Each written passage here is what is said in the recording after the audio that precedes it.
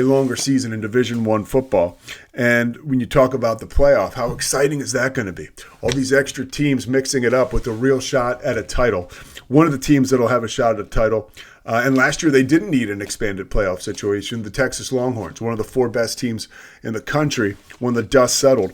Texas going into this season, though, is dealing with a little bit of a problem. You have 2 running backs, Christian Clark and C.J. Baxter, 2 of the best running backs on the roster for Texas, who have now been lost for the season. Now, of course, that's important, but where it will prove to be really important is not on September 7th when they take on Michigan at the Big House, right? That's a huge game that we're all looking at. The committee approach for Texas can probably get you by. You have so much talent on the roster for the earlier portion of the season. You know, that game against Michigan, right? Last year's national champ in the Big House. That's one of those ones, if you lose, again, with the expanded playoff, you just kind of take it on the chin and you move on. But down in the latter stages of the season, when they get into the teeth of that SEC schedule, losing 2 primetime running backs on your roster could really hurt you if you're Steve Sarkisian and the rest of that Texas staff. It'd be very interesting to see how they handle that situation with depth in the backfield. Have read that they're working in other skill position players in the backfield to see what works, to see what clicks. There is plenty of time for a program with so much talent to figure it out. But if the injuries continue to pile up, certainly down the stretch for the Longhorns, that could really hurt them, right? Injuries can really, really hurt a team looking to win a championship, especially when you get hit with so many. Again, 2 major players lost for Texas, 2 major running backs lost for the Longhorns. We'll see how that pans out. But we get to kick off the season, like I said, on the 24th. I'll start my season on the 31st, calling games for ESPN this year. I have Baylor at Tarleton, or Tarleton at Baylor, I should say. Pretty excited for Baylor this year. DeQuan Finn and Sawyer Robertson right now duking it out for the quarterback spot. I would have liked to have seen, just me as somebody who appreciates Baylor, I saw a good bit of Sawyer Robertson last year. He just didn't seem to have it.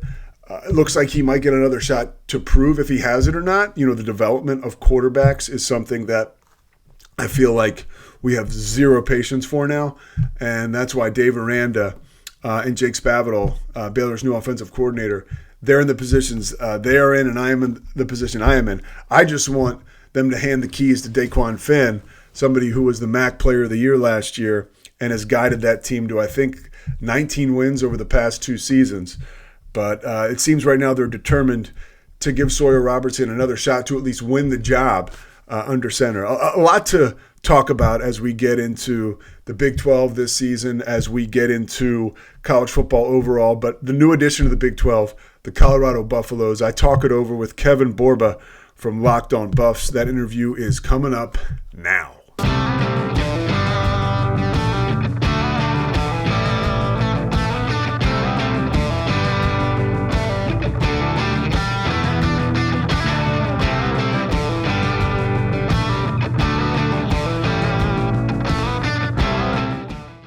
Locked On Buffs, probably, I mean, all those Locked On sites, especially as we get into college football, are premier right now. But yours is one of the most premier when you talk about your affiliation with Colorado and exactly everything that goes on there, all things Colorado now, on and off the field. I have questions I want to ask you regarding those 2 things.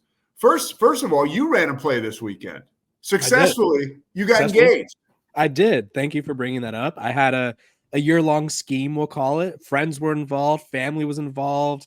Had to make a quick 2-hour drive at the last minute to make sure everything went together, but it all came together. She said yes, and now we get to do the fun part, which is plan a wedding. We can only hope Colorado's execution will be as efficient this year. Yeah, hopefully. I want to start off with some of the stuff off the field. Everybody's talking about the fact that first press availability that Deion Sanders had, the fact that he was critical of some media members. You know, you were a media member. You covered David Shaw at Stanford. You've been a card-carrying member of the media for a long time. What do you take from that as far as, is it the chicken or the egg? Does the media sometimes, hey, you write negative things about someone, yeah, they're going to see it more often than not, whether you like it or not, and there could be a reaction. And the thing around Colorado, right? It's like, ain't no fun when the rabbit got the gun, almost kind of thing. Like they are their own PR machine. What do you take from that, those situations that went down? Yeah, I think you're referencing what I talked about on my show, and I'll give people some context. So I graduated from grad school, went to the Pac-12 networks, was a production assistant, and my first media job as a journalist was covering Stanford. And so my first year at Stanford was David Shaw's final year, and I had the pleasure of being the young journalist looking to sort of put all my knowledge that I gathered at Quinnipiac to use. And my teachers always taught us to ask the hard questions. Doesn't mean they're always going to be fun, but you have to ask them at the appropriate times. And so I was feeling that David Shaw's tenure was not going well based off what I was hearing from people around the program. And so I asked him, hey, do you still feel like you're the right person for this job? And obviously, there's a human element to college football and sports in general that people don't really understand until you experience it. Like Deion Sanders at the end of the day is a human. And so he has feelings. I think part of what upset him with those particular reporters was the reporting on his son. He obviously, one of his sons, Shiloh, has a bankruptcy sort of situation going on. And that was one of the factors, I believe. And so I think as a media member, you are responsible for your job, and however you feel that doing that appropriately is how you do it. But at the same time, you can't be surprised when the people you are talking to or talking about don't want to talk to you anymore. I think that kind of goes hand in hand. We see it all the time where players like, I don't want to talk to you specifically because you said this about me or you wrote this about me. So I think it's part of the job, unfortunately. But if they felt that was how they should have done their job, then so be it, excuse me. But at the same time, Deion Sanders doesn't owe anyone an explanation or an answer. Yeah, and it's, we could talk about this forever, right? Just the coverage now and the way it's done. Colorado, more so than any other program in the country, they've got their own ability, right, to get their message out to the masses, right? Mm-hmm. We're talking about millions and millions of people through their social media alone. So it's a much different day. You know, you don't count on the beat writer to get out, you know, your message or to satisfy the fans, right? It's different now. The fans are satisfied in so many other ways. Yeah. And I think Colorado specifically, like Deion Sanders, whether people like him as a coach or not, he's a marketing genius. He always has been. He always will be. Even dating back to his days in college when I think during that time, the NFL draft, and this feels appropriate to say, like, he didn't really have any power, but in his head, he had all the power. And he told teams, do not draft me. I do not want to play for you. Like he said, you'll have to put me on layaway. You can't pay me enough. Like Deion Sanders has always known what he's doing. It reminds me of LeBron James in the sense of like what they do is very calculated. And he's very calculated with how news gets out about his program. The only sort of behind the scenes coverage we get is from his son's YouTube page. So his son gets all the traffic and gets all the media attention. And in a way, you have someone who understands your vision and sort of your, vantage point. The son understands Deion Sanders Jr. He knows that they don't want certain things on video, right? Like they're not going to publish a video of something bad happening that they wouldn't want the rest of the world to see. And so I think they just have a unique way of covering themselves. And I think that's very different than most programs because it's like you go to Texas and Texas has 30 different sites and everyone's out there like writing down their observations. At Colorado, it's very close to the vest. And so the little information we get is either from the YouTube channel, Well Off Media, which has great behind the scenes footage, or you get it from coaches who are probably coached up by the PR team on what to say. So you kind of get that essence of like, they know what's going to get out there. Kev, what is it like? And before we get into the details of Colorado and their football team, which is really why you're here, but what is it like to cover a team like Colorado, a coach like Deion Sanders? You mentioned on Locked On, you know, you're doing something with your girlfriend, who's now your fiance. Before she was your fiance, and you know, your phone just starts buzzing and blowing up, and it's a situation where I think that was the article written by Athlon that recently came out about some controversies around the team. But how do you cover a 24-hour a day program like the Buffs? Yeah, it was a weird situation. We were actually trying Ethiopian food in Atlanta, being adventurous as one does. And all of a sudden, like I'm getting texts and DMs, and it's like, what's going on? So I look, and obviously I also work for Athlon. So it was a unique situation, I'll call it, because from what I was told from people around the program, not everything that was reported was what they had heard or what they had been told. So it's kind of a he said thing. And realistically, we'll never know unless someone comes forward, like a source comes forward, because it was anonymous. But when it comes to covering Colorado, I think you kind of just have to sort of know that everything's going to be different, right? Like I cover Stanford as well. I live 2 hours from Palo Alto, and you go to Stanford, they have media availabilities. They email you. You get to take pictures. You get to do this or whatever. They have certain designated times, and it's like really straight to the point. Colorado, it's like, okay, they have media availabilities after practice, and they just sort of run things differently. And I think the thing to know is, like, whether you like it or not, as a media member, as a fan, every program gets to do their things differently. And I think Deion Sanders sort of is trying to do things his way. And I mean, more power to him. Like, it's his program. So until it's not, he could do whatever he wants. And so when you're covering it, you kind of have to just do your due diligence, and you have to sort of, because there's going to be a lot of stories about everything regarding Colorado. I don't think I've ever seen a team more covered from all over than Colorado is. Like, it's not just sports outlets writing about them. It's E60 or E60. It's 60 Minutes, excuse me. It's whatever. Like, everyone wants a piece of Colorado. So you just have to do your due diligence and sort of do more research, I would say, because it is harder to get information. That was an interesting moment. You said it's his program. He's going to do what he wants. As I mentioned to you before we started here, I'm traveling. I'm at my mom's house. So if she wants to unwrap tinfoil behind the scenes while you're talking, that's gonna go down. That's how it her goes. House, right, Mom? She does what she wants.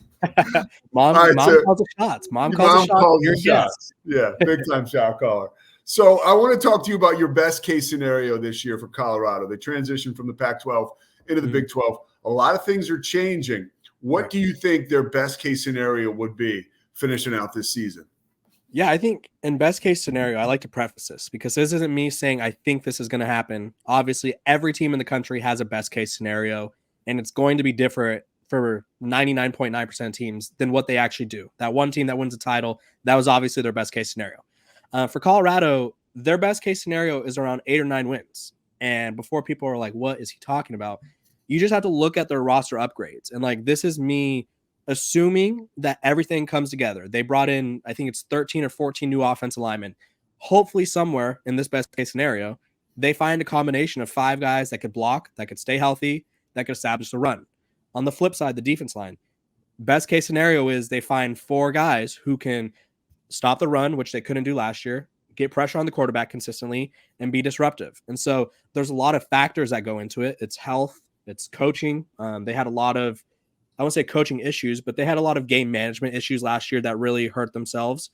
And then it's discipline issues. They had some penalties that cost them games, the Stanford game specifically. Travis Hunter pushed a receiver on 4th and 25 or something, and all of a sudden it's first down. And then Stanford scores a touchdown a few plays later. Like, there's just certain things that need to go their way. And also they were victim frequently of 1-score games last year. I think they lost 4 or 5 of them. And so you flip that, and all of a sudden you go from 4-8 to 8-4. Yeah. And then, so this year you factor all those things in. It's like, if Shedeur Sanders is healthy and protected, they have the best quarterback or one of the best quarterbacks in the country. That moves mountains for you. He just needs more time. And so I think 9 wins is them being healthy, coaching better, and having a little luck, which, I mean, it's not really a metric, but the Big 12, 47% of the games are decided by 1 score last year. So just be on the right side of a few of those, and you could have a really great year. You mentioned Shedeur Sanders. I don't know that he gets – I think there's so much hype coming from inside the Colorado program, right, which they do such a tremendous job with, that I don't know that the average fan really knows how good he is. Right. 27 touchdowns last year, just 3 interceptions. That is amazing. What does he have to do to duplicate that in the Big 12? I think honestly, there's nothing really that he could change except for his one biggest flaw is he holds on to the ball too long. Like, that was like his one biggest flaw. He did get sacked 52 times, and not all 52 were on him. The offensive line was atrocious. I think me and you probably could have got a pressure on them. Like they weren't blocking much. But with that being said, there was also some plays. There's not an exact number off the top of my head, but there were plays where he's run back 10 yards trying to keep the play alive. And it's like, sometimes you just got to cut your losses and throw the ball away. And so I would say that's his biggest sort of change. But when people ask me what I expect from him, a better offensive line. So just pretend he was sacked 30 times less last year. That's 30 extra plays where he could throw a touchdown or extend a drive or something. That makes a big difference. There's going to be a run game supporting him. And then the change in the offense is also something that he seemed he liked. When he talked about Sean Lewis's offense last year, said a lot of the pressure was on the receivers to decide what they were going to do each play. Now it's more so in his hands. And so he's going to be protected better. He's going to have a run game that complements him, and he's going to be more confident. So I feel like if you're an opposing defense, that seems kind of scary. Yeah, there's a lot to be scared of. I'll ask about Travis Hunter in a second, but you talked about the offensive line getting better, and it's a different league. Going from the Pac-12 last year to the Big 12 this year, there is more physicality up front. First of all, do you think the Pac-12 last year, if you were to compare them to the Big 12 this year, I get the feeling that you felt like the Pac-12 last year was a better conference than the Big 12 this year. Am I correct on that? You're absolutely correct. I think the Pac-12, and everyone listen to this next line. Last year specifically was the top or among the top conferences, like one or two in college football. They just had from their top tier teams were just that good. They had like 3 or 4 contending teams. And I don't think you could really say that about any other conference last year, realistically. If we're being honest, like LSU was probably, they were the second best team in the SEC, and they got destroyed. They were destroyed by Georgia, I believe it was, or Alabama, whoever it was. But it just was not that deep of a conference compared to the Pac-12. I think the Big 12 is more consistent throughout. Like from top to bottom, the Big 12 is better. But I think the top of the Pac-12 last year was better than the Big 12 this year. Okay, well, that's a great window inside this, because a lot of folks that listen to this, we're in Big 12 country in Texas, and I think that there is just this assumption that the Big 12 is a better conference this year, and that some of these Pac-12 teams coming into the Big 12 could struggle. And so when you said that to me, I was like, wow, that certainly piqued my interest. Now, Travis Hunter's another thing that really piques a lot of our interests. Yeah, this is a dude, as you've pointed out on your Locked On podcast, that the coaching staff, they kind of lean on him to say, hey, like, how are you doing as far as playing both ways and so many snaps? How does Colorado get the most out of a player like that? Yeah, I think my take on this is very unpopular in the Colorado community, because I think I compare Travis. This is a new comparison, but he's like a sports car, right? You just bought him fresh off the lot, and it's like, this car is so nice and you want to drive it nonstop. But the more you drive your car, the more the value depreciates. And so for Travis Hunter, he's obviously an elite athlete. Seems like a great dude. Seems like a fun guy. Like, he's wearing the Lilo and Stitch onesies. He's just having fun on Twitch all the time or wherever he streams. And he seems so awesome, like, to be around. Like, he seems like a genuinely good person. But he's a grinder. And so he's never going to say, I don't want to play. And so I think when it comes to the coaching staff, it's like, you sort of have to be the parent role in the situation where it's like, hey, you just ate lunch. You're not going to go swimming right now. You got to wait the 20 minutes or 30 minutes, whatever it is, on offense or defense. You just played 8 drives total and you're looking a little tired. Like, everyone's tired, regardless of how great of an athlete you are. We all get, or I'm not saying we as a great athlete, I'm a great athlete, but all athletes get tired. And so I think they need to sort of figure out a way to find a fine balance between, hey, we want you to play on both sides of the ball, but we also want to maximize you. And I think the way to do that is to sort of have him on a pitch count. Now, obviously, this doesn't mean, hey, you reach your allotted plays, but if you're up 20 and the offense is clicking, maybe don't put Travis in the game for a couple drives. Maybe just keep him on defense. Or if the defense is locking it down and you have someone you're comfortable with throwing them out there for a drive or two, maybe give him a rest. Because I think the more he's out there, the more tired he could get. And I just don't think that's the best way to maximize his abilities, because if you want him at his best abilities, he's got to be rested. As far as Colorado is as a program, I grew up, God, I'm aging myself here, but I have a chance to call a couple games with Chad Brown. He was a linebacker on the national championship team, right, and the team that lost the year prior.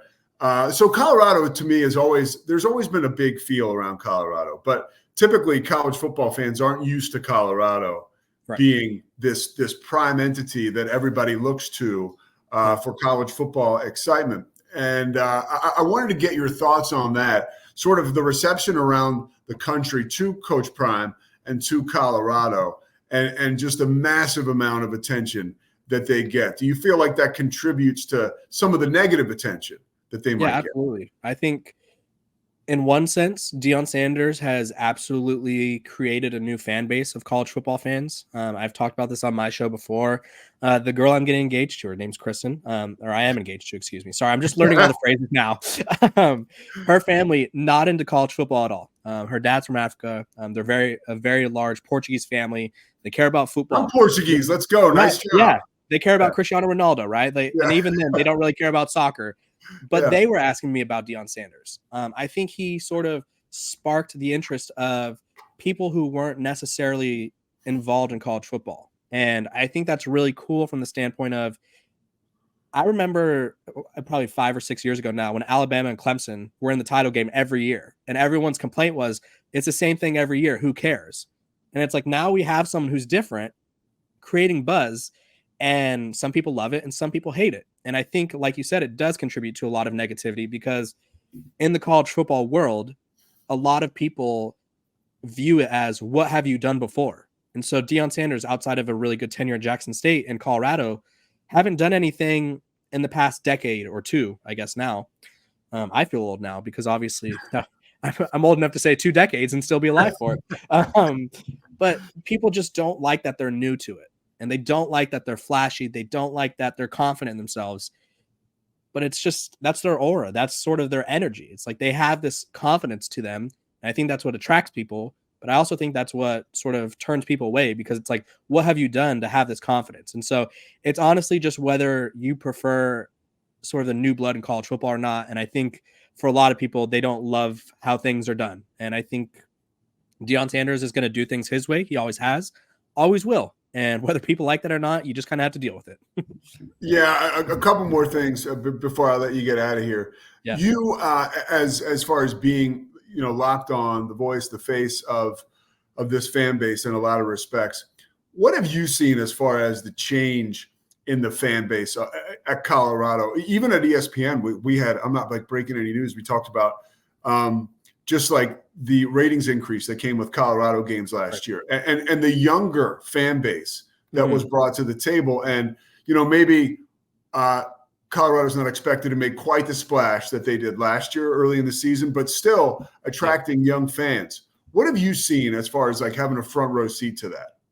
Yeah, I think the best way to put it into perspective from my Locked On experiences, there was no Locked On Buffs until Deion Sanders was hired. So there was a lot more. I think Colorado was one of the few programs in college football where it's like they were bad at football, right?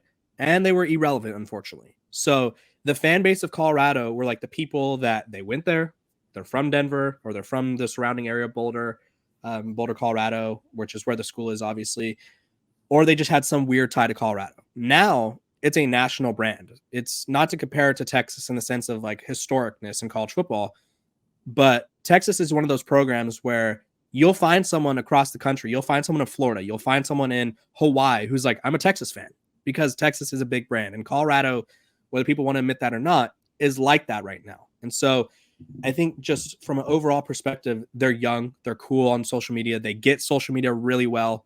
They really know what they're doing. And Deion Sanders, which the school didn't want to attribute this to him, but I think we could all say it was probably based off of him.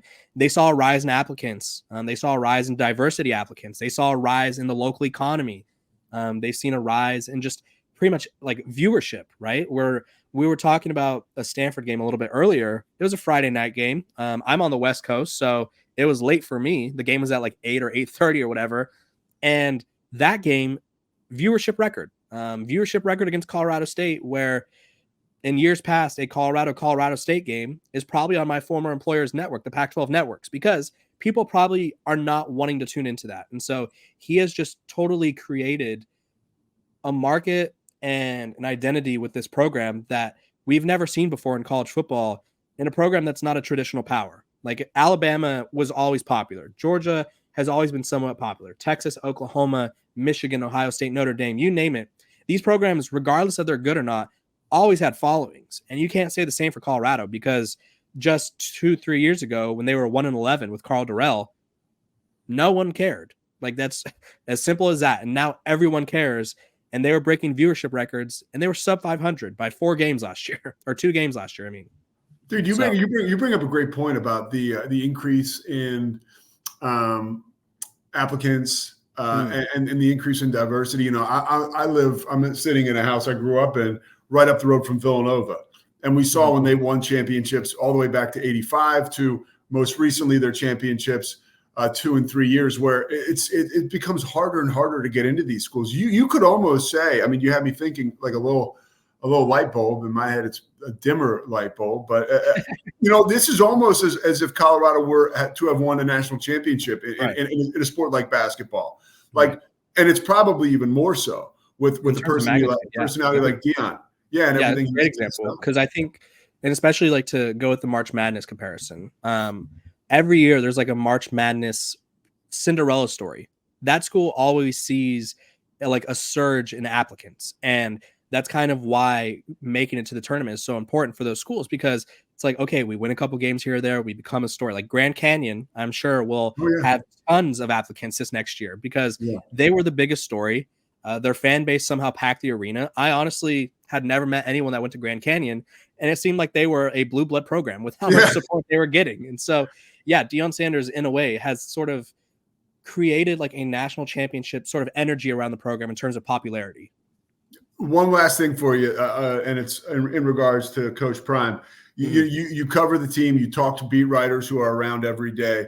You heard the scuttlebutt prior to the season about, or we still are in the preseason, but about the possibility of the USC job being a destination for Deion Sanders. Is there any legitimate reporting behind that? Have you heard anything? Talking to anybody? Yeah, no, I think it was interesting because it was Paul Feinbaum who said it. And I mean, he's obviously an ESPN guy, so I'm sure you've crossed paths one way or another, or obviously we all know who he is. Yeah. And he made the comments which he's been on like a tear on Lincoln Riley. Like Lincoln Riley and Paul Feinbaum clearly do not see eye to eye. I've gathered that. He's made more comments about him today or yesterday, I mean. And he was talking about Deion Sanders replacing Lincoln Riley because he was talking about how Lincoln Riley's coaching job last year was pathetic. It was the worst he's ever seen. He would fire him if he was the USC administrators, which, I mean, if I was USC, I think they paid him way too much to fire him after 2 years. Yeah. But he backtracked those comments recently and said that no major program should hire Deion Sanders at the moment because he doesn't love sort of his treatment of the media. He doesn't love he cited an Athletic article which came out, feels like a year ago now, but it was a couple months ago, where it was players from the previous regime talking about how they were treated by Deion Sanders and his staff. And so Paul Feinbaum backtracked that. Realistically, it doesn't make sense to me at this time. I don't think Lincoln Riley is going to implode this year. It's just not something that he's shown he's done. Like in his years at Oklahoma and even last year, they still won 8 games, which for a lot of programs, they'd love to win 8 games, right? Now, obviously, they have higher expectations, but I think Lincoln Riley has at least 2 more years before USC would pull the plug if they needed to. And then Deion Sanders would have to prove that he's worthy of a job like that. I think at the same time, while we talked about all the buzz and stuff he's created, you have to win games to get these big jobs. And so if Colorado goes 6-6 this year, is that enough for them to move off Lincoln Riley and hire him? I would probably say not. But if he wins 9 or 10 games, then I think Deion Sanders will get some serious looks. Like a job like Florida is probably going to be open. That's one that I've always circled as a potential job for Deion Sanders, because while he says he won't leave, if you find me a coach in college football that says, hey, I'm planning on leaving after this year, I will have a nice high five for you, because every coach treats every job as if this is their last job until a better opportunity comes. We're creatures of, if we see a better opportunity, we're going to take it. And so he says he doesn't want to leave Colorado, and I do think he enjoys Colorado. At the same time, I don't know what offers have been made to him. And so if the right school comes around, I don't know if he'd turn it down or not. So I think USC's a no for now, but I do think it'd be interesting to see if they blew up this next year. His sons are leaving. Travis Hunter's leaving. Does he still feel inclined to remain in Boulder, or does he want to go for a bigger job in the SEC? All right, Kevin Borba, dude, thank you so much for your time, man. I really, you're a compelling dude. I would urge anybody to check out, Locked On Buffs and continue to follow Kev. I appreciate it, dude. I'm going to reach back out to you during the season to hopefully link up. Would love to have have a great time, and tell your mom I said hey, and hopefully the tinfoil experiment went well. Thanks, brother. Yeah. All right, Kev, take it easy, man. Yep.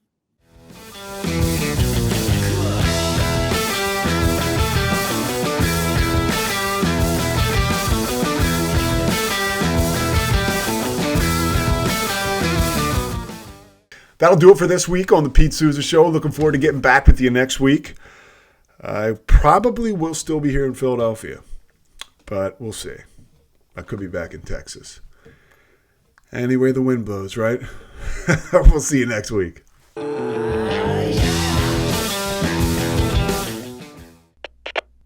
We are Rogue Media Sports.